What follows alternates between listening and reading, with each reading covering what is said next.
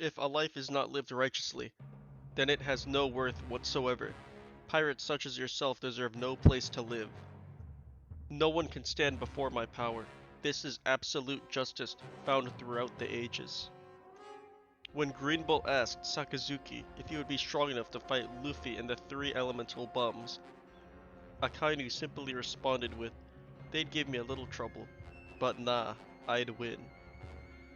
Former Admiral and current Fleet Admiral Akainu is quite possibly the strongest marine in the world right now, and maybe all of existence. Akainu is a believer in absolute justice, and the term "the ends justify the means." Sakazuki can be seen as evil to some, but in his own head he's simply doing what nobody else wants to do for the sake of justice. He's the man that completely broke Luffy and fought every single commander of the Whitebeard Pirates at the same time, as well as went toe-to-toe with Whitebeard himself. He is Fleet Admiral Akainu. This video will be split up into 3 sections, just like in my previous 2 uploads.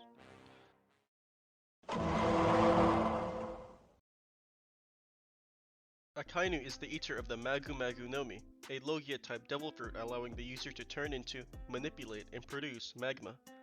Akainu is stated to have the most potent devil fruit in the series, above the likes of Whitebeard's Gura Gura Nomi and Kizaru's Pika Pika Nomi. Some of Sakazuki's attacks include Great Eruption. One here to do their job. It's Akainu!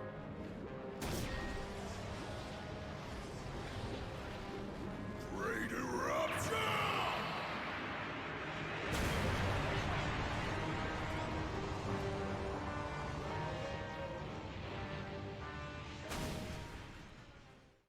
Dog Bite Crimson, and his most powerful attack that has been shown being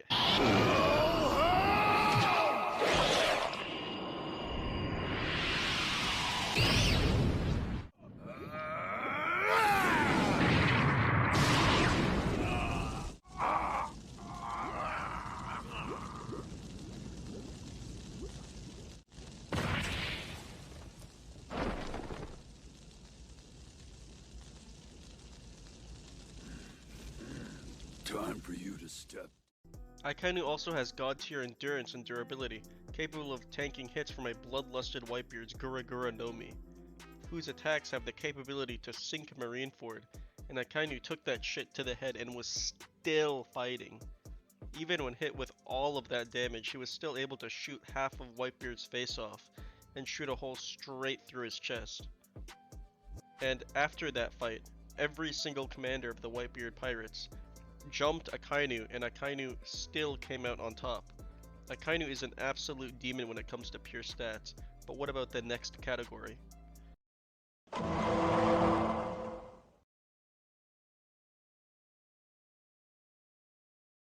I can hear the boos already.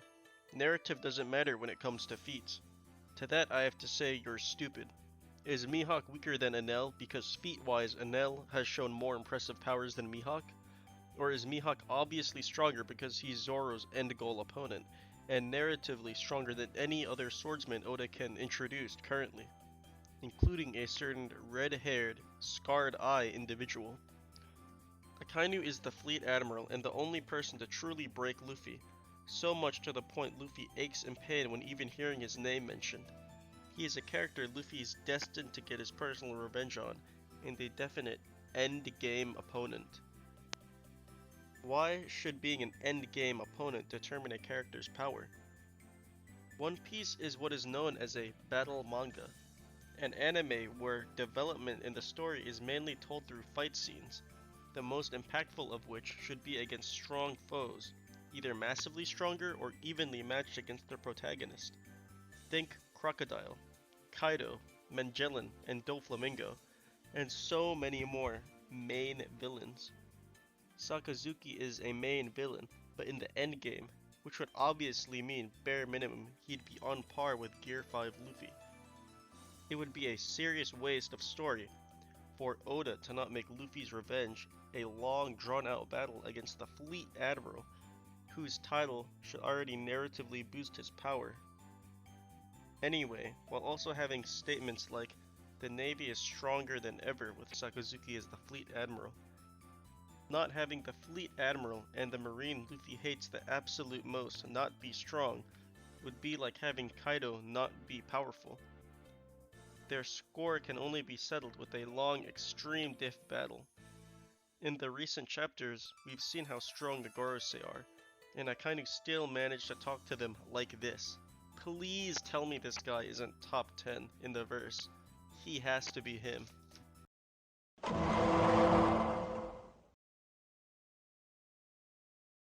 In conclusion, let's be real now.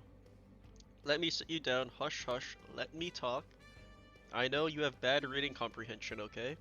Listen, shh, hush. Shh, let me talk, okay? Sakazuki is...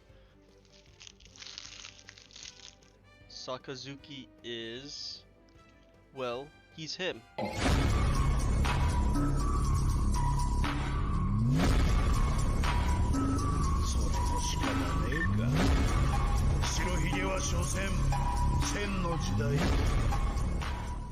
Alright, Akainu is destined to be like that, narratively and feat-wise.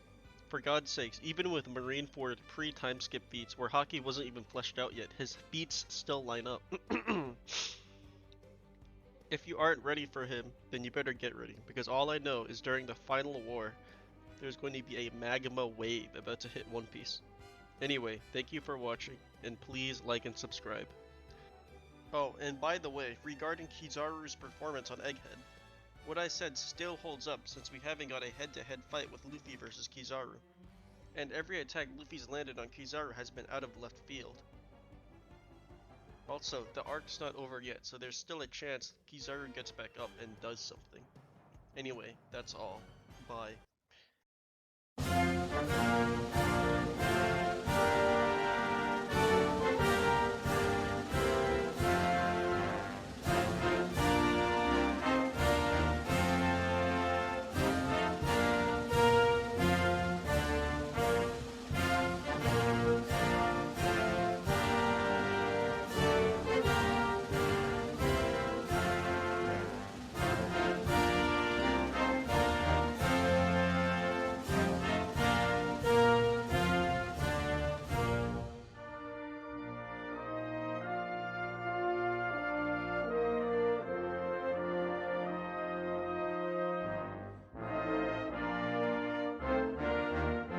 you